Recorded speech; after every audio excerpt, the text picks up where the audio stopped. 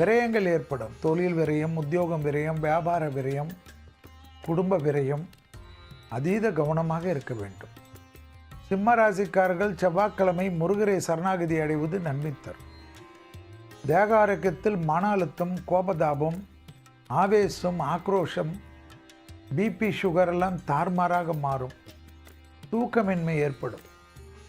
நண்பர்கள் போர்வையில் அதே போல் உங்களுக்கு அப்படி இப்படி என்று யாராவது சிறு ஆலோசனைகள் தவறாக கூடி உங்களை தவறாக வழிநடத்தக்கூடிய காலகட்டம்.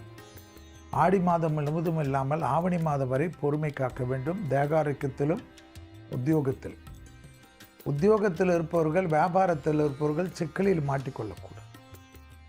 பெற்றோர் பெரியோருடன் மனமிட்டு பேசுவதும், உங்களுக்காக துணையாக இருந்தவர்கள், துணை அல்லது துணைவியாக இருந்தவர்கள், உங்களுக்கு ஆதரவு கொடுத்தவர்கள் சொல்வதில் உண்மை இருக்கும்.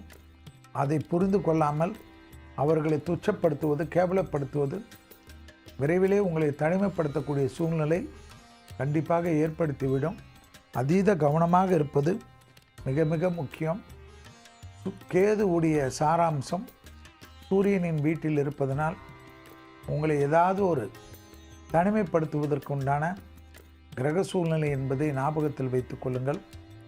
சிம்மராசிக்காரர்கள் கௌரவம் பாதிக்காமல் இருப்பது புத்திசாலித்தான்.